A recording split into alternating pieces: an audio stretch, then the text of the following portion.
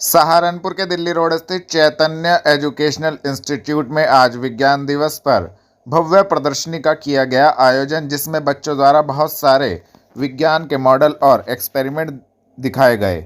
उनके बारे में वहां पहुंचे मुख्य अतिथियों द्वारा निरीक्षण के दौरान विस्तार पूर्वक छात्र छात्राओं द्वारा जानकारी दी गई। इस बारे में जानकारी देते हुए प्रज्ञा हितेश ने बताया कि हमने महान वैज्ञानिक डॉक्टर एपीजे अब्दुल कलाम से प्रेरणा लेकर यह मॉडल तैयार किए हैं। हम अच्छे वैज्ञानिक बनकर देश का नाम रोशन करेंगे। सुस्त जीवन शैली, मोटापा एवं निजी अंगों में किसी भी तरह के लक्षण को नज़रअंदाज करना महिलाओं में गर्भाशय कैंसर एवं पुरुषों में ब्लैडर मूत्राशय कैंसर के मामले बढ़ने का सबसे अहम कारण बन रहा है। ऐसे में बढ़ती उम्र में महिलाओं एवं पुरुषों दोनों को अपने शरीर, खासकर पेट का ख्याल रखना चाहिए। यह बात आज सहारनपुर में पहुंचे जाने माने गायनी कैंसर रोग माहिर डॉक्टर श्वेता तलहन, डॉक्टर जितेंद्र रोहिला एवं यूरोलॉजिस्ट डॉक्टर रोहित डडवाल ने कही।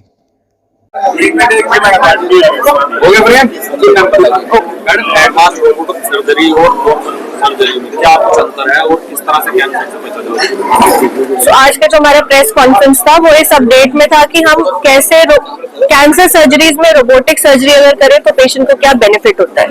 सो नंबर 1 ये है कि हर पेशेंट में रोबोटिक सर्जरी हम नहीं करते हैं। जो जैसे सर ने बताया, एविडेंस बेस्ड मेडिसिन के हिसाब से जिस पेशेंट में सेफ है उसमें करते हैं। सो नंबर 1 जो यूट्राइन कैंसर है, मतलब बच्चेदानी का कैंसर होता है लेडीज में, उसमें अगर लोकलाइज डिजीज है, मतलब कहीं फैला नहीं, अर्ली स्टेज है, तो उसमें रोबोटिक सर्जरी का एडवांटेज है।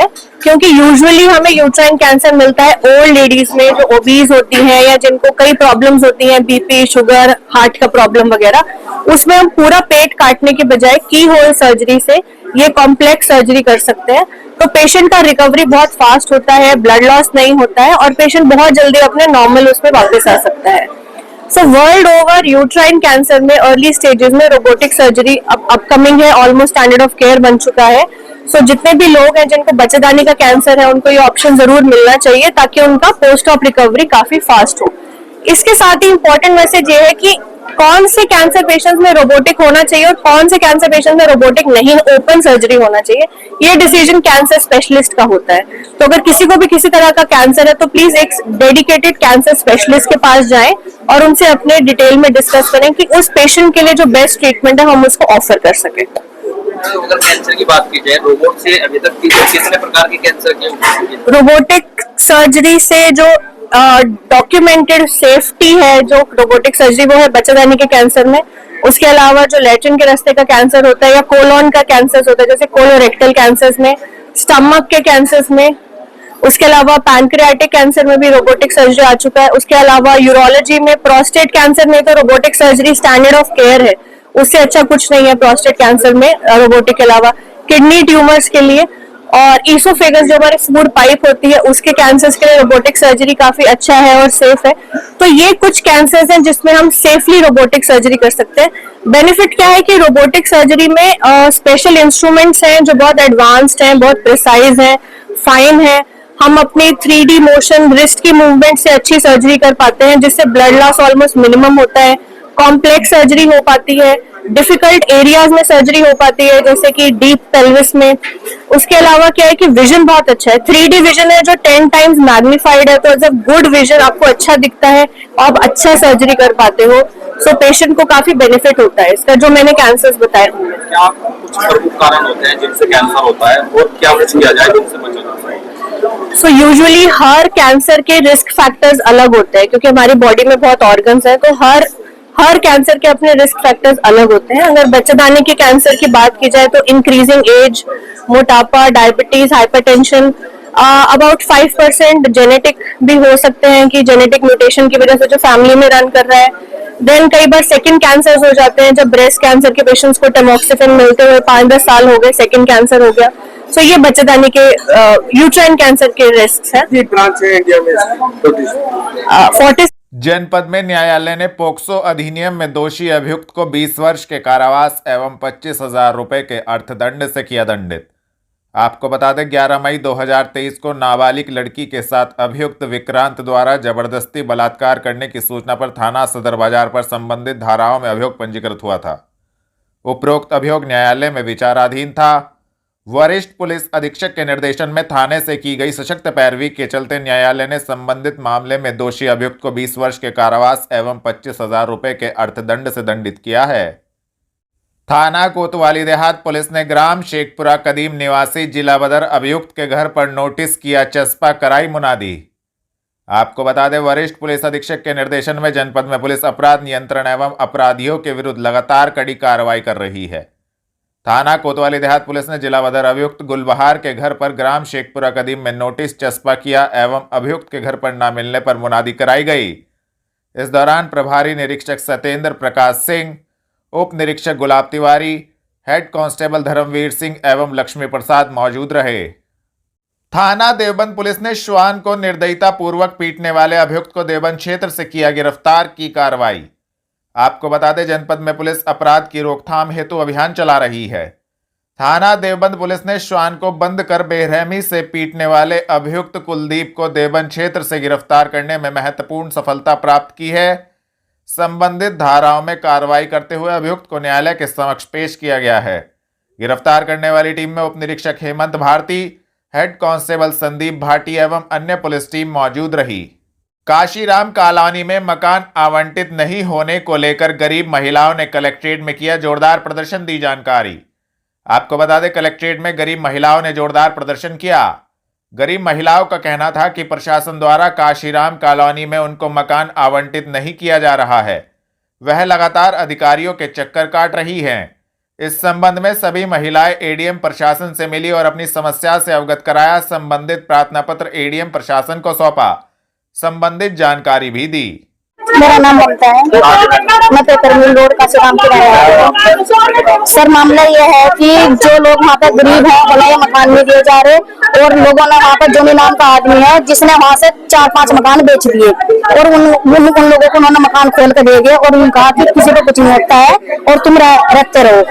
तो वो आदमी भी यहाँ आ जाए, मैंने मैडम को बताया, जो मैडम आवंटन कर रही थी मकान, मैडम ये देखो ये मकान बिक चुके हैं और ये मैडम खरीदने वाली है जिन्होंने खरीदा और उस औरत ने का मकान लिया, उसे जरूरत नहीं थी, वो तो चली गई से बेच कर।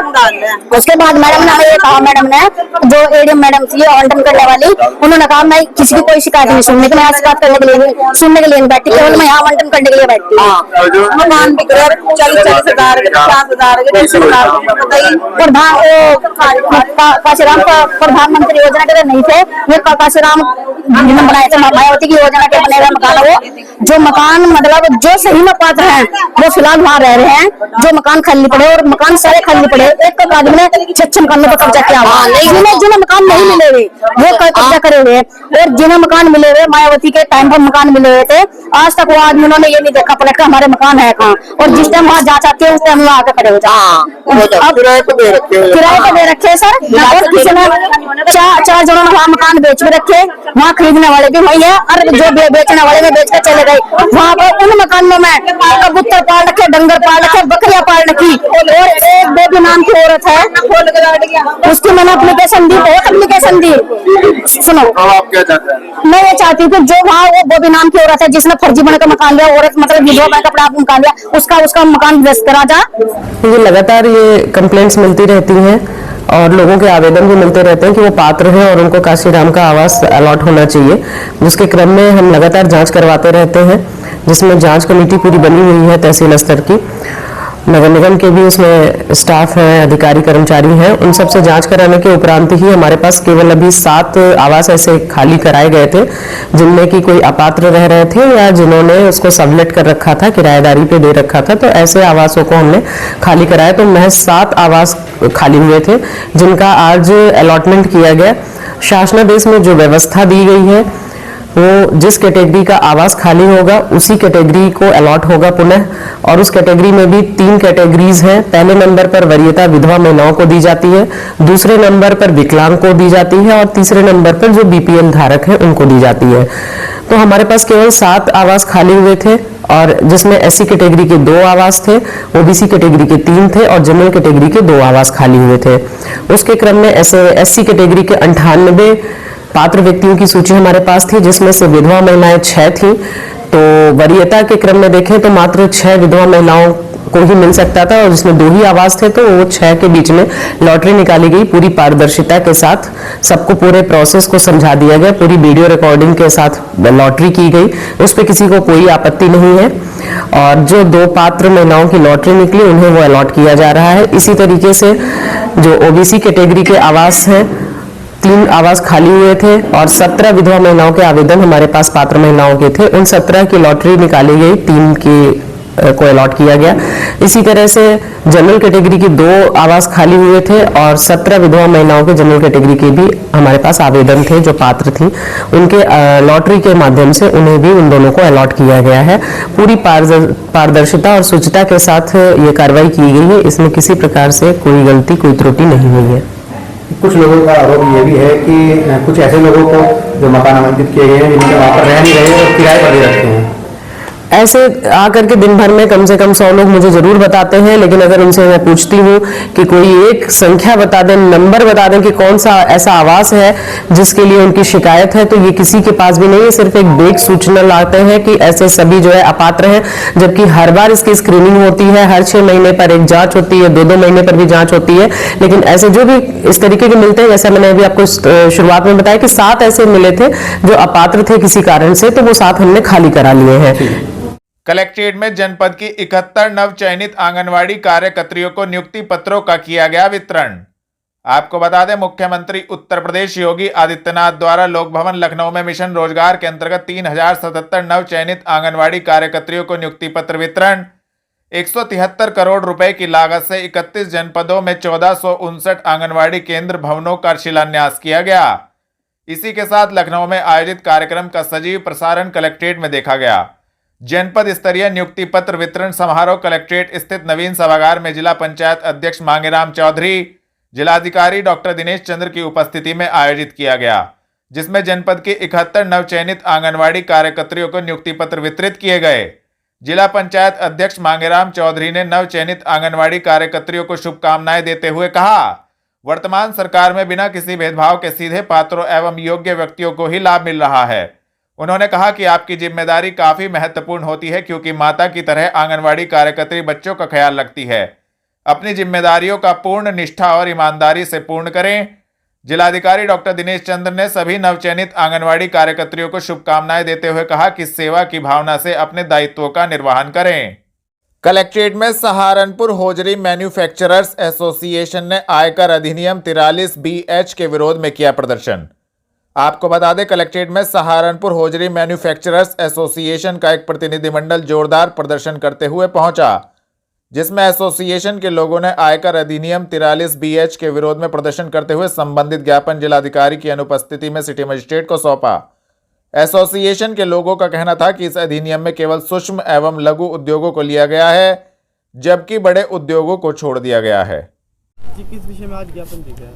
आज जो आयकर अधिनियम 1961 के अंदर धारा 43BH के अंतर्गत MSME को, पर्टिकुलर माइक्रो और स्मॉल को लाया गया है, जिसके अंदर पेमेंट 15 से 45 दिन के अंदर MSME की क्लियर होनी है।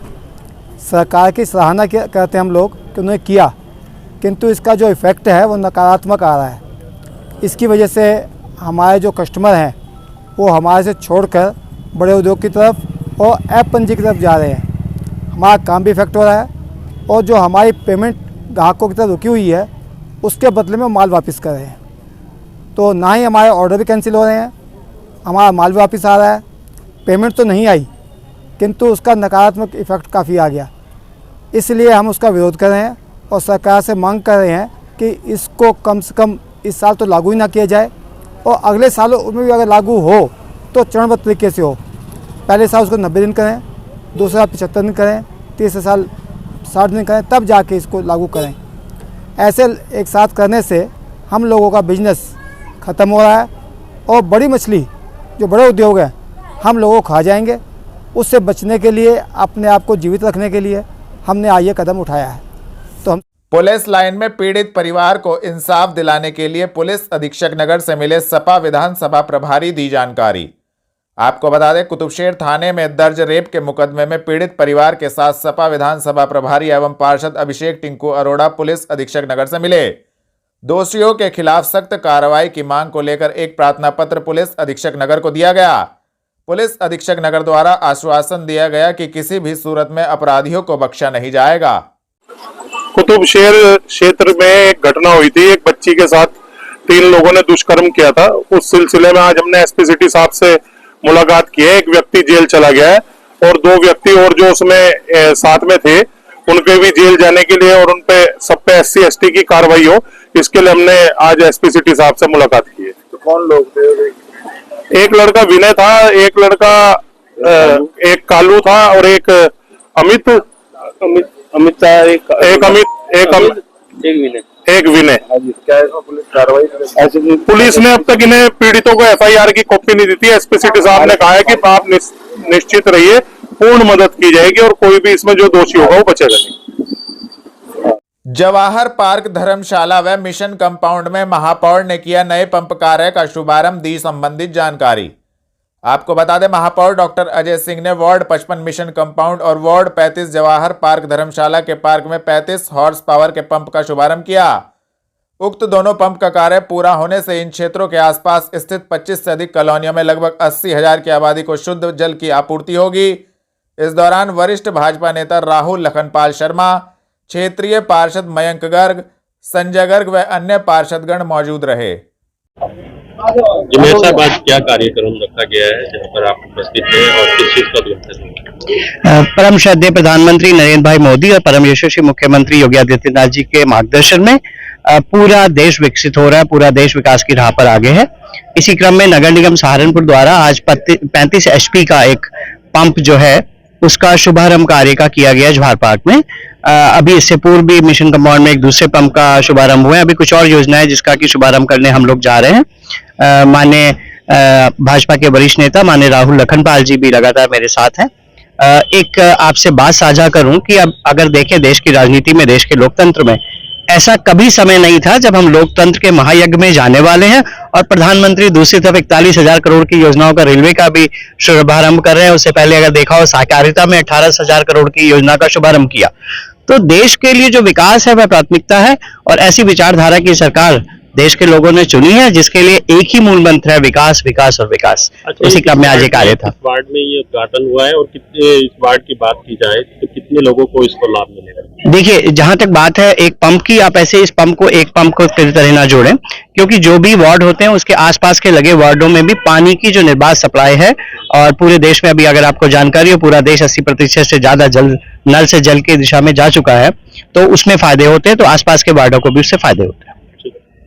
थाना गागलहेड़ी पुलिस ने ग्राम चांदपुर निवासी जिला बदर अभियुक्त के घर पर किया नोटिस चस्पा, कराई मुनादी। आपको बता दें, वरिष्ठ पुलिस अधीक्षक के निर्देशन में जनपद में पुलिस अपराध नियंत्रण हेतु अपराधियों पर कार्रवाई कर रही है। थाना गागलहेड़ी पुलिस ने जिला बदर अभियुक्त मंगता के घर पर अभियुक्त के न मिलने पर ग्राम चांदपुर में नोटिस चस्पा कर मुनादी कराई। मुनादी करने वाली टीम में वरिष्ठ उप निरीक्षक अनिल कुमार, उप निरीक्षक विकास एवं नरेंद्र पाल मौजूद रहे। को सूचित किया जाता है कि मंगता पुत्र सुलेमान निवासी गांव चांदपुर थाना गागलहेड़ी को ADM महोदय द्वारा 6 माह के लिए जिला बदर किया गया है। अगर 6 माह के अंदर मंगता पुत्र सुलेमान जिला सहारनपुर या थाना गागलहेड़ी क्षेत्र में किसी को दिखाई दे तो तुरंत पुलिस को सूचित कर दे। पुलिस लाइन स्थित साइबर क्राइम थाने का मुख्यमंत्री योगी आदित्यनाथ के द्वारा किया गया वर्चुअल लोकार्पण। आपको बता दें, उत्तर प्रदेश के मुख्यमंत्री योगी आदित्यनाथ के द्वारा DGP उत्तर प्रदेश, प्रमुख सचिव गृह विभाग उत्तर प्रदेश की उपस्थिति में लखनऊ से सहारनपुर पुलिस लाइन स्थित साइबर क्राइम थाने का वर्चुअल लोकार्पण किया गया। इस अवसर पर पुलिस अधीक्षक नगर अभिमन्यु मांगलिक, पुलिस अधीक्षक यातायात एवं साइबर थाने में नियुक्त अधिकारीगण कर्मचारीगण उपस्थित रहे। इस दौरान सभी ने मुख्यमंत्री के वर्चुअल संबोधन को भी सुना। जी, माननीय मुख्यमंत्री जी उत्तर प्रदेश द्वारा जो विभिन्न जिलों में पुलिस संबंधित इंफ्रास्ट्रक्चर रखा गया है, चाहे पुलिस बैरक हो, हॉस्टल हो, पुलिस लाइन हो, हमारे सभी जनपदों में जो स्थापित साइबर क्राइम थाने हैं, सभी थानों में स्थापित जो साइबर सेल हैं, और हमारे जनपद सहारनपुर में ही जो ATS की नई बिल्डिंग का शिलान्यास किया गया है। ये ऑनलाइन माध्यम से कराया गया है और आज हम यहाँ पे पुलिस लाइन में जो हमारा साइबर क्राइम थाना है उसका भी शिलान्यास इसी उपलक्ष्य में माननीय मुख्यमंत्री द्वारा ऑनलाइन माध्यम से किया गया है। यहाँ पे क्या प्राथमिकता रहेगी? ये प्राथमिकता जैसे आपको पता है कि पहले ये जो साइबर क्राइम थाने थे केवल रेंज स्तर पे हुआ करते थे। अब सभी 75 के 75 जितने भी हमारे जिले हैं सभी जिलों में एक एक साइबर क्राइम थाना स्थापित हो गया है। इसका प्राइमरी फोकस यही रहेगा कि जितनी स्पीड से अब साइबर क्राइम बढ़ रहा है हर कोई जो व्यक्ति है समाज का वो इससे इम्पैक्ट होता जा रहा है और बड़े बड़े अमाउंट निकल रहे हैं, लोगों के फ्रॉड हो रहे हैं। तो उसी को मद्देनजर रखते हुए यहाँ पर कि सभी व्यक्तियों की मदद हो पाए। पहले उनको अपने रेंज के हेडक्वार्टर में जाना पड़ता था, जैसे शामली और मुजफ्फरनगर से लोग आके यहाँ पे अपनी मुकदमा पंजीकृत कराते थे। उनको समय लगता था, टाइम लगता था और इस समय और टाइम में उनका पैसा फ्रीज होने में या उनका पैसा मिलने में उनको परेशानी होती थी और ये सही तरीके से साइबर क्राइम टैकल नहीं हो पा रहा था। तो जो हमारा ऑब्जेक्टिव रहेगा वो यही रहेगा कि सभी व्यक्ति जो है जो साइबर क्राइम से पीड़ित हैं उनका जो जल्दी से जल्दी उनकी पहले सुनवाई हो जाए, उनका जो पैसा फ्रॉड में निकला है वो फ्रीज हो जाए और फ्रीज करा के हम उनको वापस कर पाए और जो इसमें लोग इन्वॉल्व है, जो क्रिमिनल इसमें इन्वॉल्व है उस पर कार्रवाई हो पाए, चाहे वो किसी भी स्टेट में वास वो करते हो या किसी भी कोने में हो इंडिया के, उस तक हमारी पुलिस पहुंचे और उनको जो भी उनका विधिक निस्तारण है वो कराए। तो जनपद में क्या अपील करना चाहेंगे? इस तरह की धोखाधड़ी लगातार बढ़ती जा रही है, इस तरह की जी जनपद वासियों से मेरी यही अपील रहेगी। सबसे पहले तो ये अपने आप को उनको अवेयर करना पड़ेगा कि किस तरह नेट बैंकिंग यूज करते हैं, क्रेडिट कार्ड यूज करते हैं, किस तरह अपनी सोशल मीडिया प्रोफाइल यूज करते हैं, पासवर्ड को कैसे सेफ बनाते हैं। लेकिन ये देखते देखते भी इनको ये देखना पड़ेगा कि इनकी जो साइबर क्रिमिनल है इसकी मॉडस ऑपरेंडी रोज चेंज हो रही है, उनका ठगी करने का तरीका बदलता जा रहा है। जैसे पुलिस एक तरीके को जब सबको अवेयर कर देती है, सबको जागृत कर देती है, तो ये लोग अपना मॉडस ऑपरेंडी चेंज करके दूसरे तरीके पे आ जाते हैं। तो उनको अवेयर रहना पड़ेगा। आप लोगों से भी ये अपील रहेगी कि जो नए नए तरीके हैं उनके बारे में आप छापे, उसके बारे में आप जागृत कराएं लोगों को, जिससे वो इससे बच पाए। थाना चिल्काना पुलिस ने विभिन्न मामलों में वारंटी 9 अभियुक्त गणों को चिल्काना क्षेत्र से किया गिरफ्तार की कार्रवाई। आपको बता दें, वरिष्ठ पुलिस अधीक्षक के निर्देशन में वारंटी अभियुक्तों की गिरफ्तारी हेतु पुलिस अभियान चला रही है। थाना चिल्काना पुलिस ने विभिन्न मामलों में वारंटी 9 अभियुक्त गण उस्मान, इसरार, कुर्बान, पाल्ला, बुद्ध, रईस आलम, बिलाल उर्फ मोटा, असजद, अशफाक को चिल्काना क्षेत्र से गिरफ्तार करने में महत्वपूर्ण सफलता प्राप्त की है। संबंधित धाराओं में कार्रवाई करते हुए सभी अभियुक्त गणों को न्यायालय के समक्ष पेश किया गया है। गिरफ्तार करने वाली टीम में उप निरीक्षक सुरेश कुमार, विजय सिंह, राजेंद्र गिरी एवं अन्य पुलिस टीम मौजूद रही। देवबंद में रेलवे रोड पर एटीएस की फील्ड यूनिट के नवनिर्मित भवन का मुख्यमंत्री ने किया वर्चुअल लोकार्पण। आपको बता दें, उत्तर प्रदेश के मुख्यमंत्री योगी आदित्यनाथ के द्वारा देवबंद में आतंकवाद निरोधक दस्ता एटीएस की फील्ड यूनिट के नवनिर्मित भवन का वर्चुअल लोकार्पण किया गया। इस भवन के बनने के बाद सहारनपुर मंडल में एटीएस और मजबूत हो जाएगी। रेलवे रोड पर आयोजित कार्यक्रम में राज्य मंत्री लोक निर्माण विभाग कुंवर ब्रजेश सिंह, जिलाधिकारी डॉक्टर दिनेश चंद्र, वरिष्ठ पुलिस अधीक्षक डॉक्टर विपिन ताड़ा एवं अन्य अधिकारीगण कर्मचारीगण उपस्थित रहे। जी, आज एटीएस फील्ड सेंटर का लोकार्पण किया गया है, ये बताएं। उत्तर प्रदेश के यशस्वी मुख्यमंत्री योगी आदित्यनाथ जी के द्वारा लखनऊ से वर्चुअल माध्यम से जुड़कर पुलिस विभाग की लगभग 2000 करोड़ रुपए की परियोजनाओं का लोकार्पण प्रदेश भर के अंदर किया गया है। कुछ का लोकार्पण हुआ है, कुछ का शिलान्यास हुआ है। अलग अलग तरह की उनकी परियोजनाएं हैं। 6 एटीएस सेंटर हैं और कुछ हमारे साइबर क्राइम थाना। आज देश का पहला प्रदेश उत्तर प्रदेश योगी आदित्यनाथ जी के नेतृत्व में बन गया है, जहां उत्तर प्रदेश के अंदर प्रत्येक जनपद के अंदर साइबर क्राइम थाना भी आज से चालू हो गया है और लगभग 2000 करोड़ की परियोजनाओं का लोकार्पण हुआ है। उसी कड़ी में देवबंद के इस एटीएस सेंटर यूनिट का भी हम लोगों ने आज यहाँ पर शुभारंभ किया है। एटीएस सेंटर बनने से सहारनपुर, मुजफ्फरनगर, मेरठ, शामली, बिजनौर, इन सब जनपद के अंदर घटित होने वाली किसी भी एंटी नेशन एक्टिविटी का पता लगने पर ये यूनिट यहाँ पर बहुत तत्परता के साथ काम करेगी। अभी इन सब यूनिट की कार्रवाई को एक्टिवेट होने के लिए, इन सब कार्रवाई को संज्ञान में लेने के लिए केवल लखनऊ से कमांड होता था। अब ये 6 अलग अलग एटीएस सेंटर प्रदेश के अंदर आज लोकार्पित हुए हैं। मुझे लगता है कि उत्तर प्रदेश देश का सबसे बड़ा प्रदेश है और यहाँ पर होने वाली किसी भी प्रकार की ऐसी गतिविधि का असर सीधे सीधे देश की सुरक्षा पर पड़ता है। देश की सुरक्षा सर्वप्रथम है, चाहे वो किसी भी सरकार के लिए हो। और आप सब जानते हैं हमारे यशस्वी मुख्यमंत्री योगी आदित्यनाथ जी सुरक्षा को लेकर के, चाहे वो आम जन की सुरक्षा हो, चाहे वो प्रदेश के किसी भी वर्ग के समाज के रहने वाले लोगों की प्रदेश के अंदर सुरक्षा हो, वो उनके लिए पहले पॉइंट पर रहती है। और उसी नाते आज उत्तर प्रदेश की पुलिस को बहुत ही सजग करने का काम प्रदेश के यशस्वी मुख्यमंत्री ने देश के यशस्वी प्रधानमंत्री नरेंद्र मोदी जी के मार्गदर्शन में किया है। आज देश प्रधानमंत्री नरेंद्र मोदी जी के नेतृत्व में और उत्तर प्रदेश योगी आदित्यनाथ जी के नेतृत्व में देश का सर्वोत्तम प्रदेश बनने की ओर अग्रसर है। हमारा जो ध्येय वाक्य है कि सबका साथ, सबका विकास, सबका विश्वास और सबका प्रयास, इस ध्येय वाक्य के साथ हम सबके सहयोग लेकर, समाज के सब वर्गों का सहयोग लेकर आगे बढ़ रहे हैं। धन्यवाद।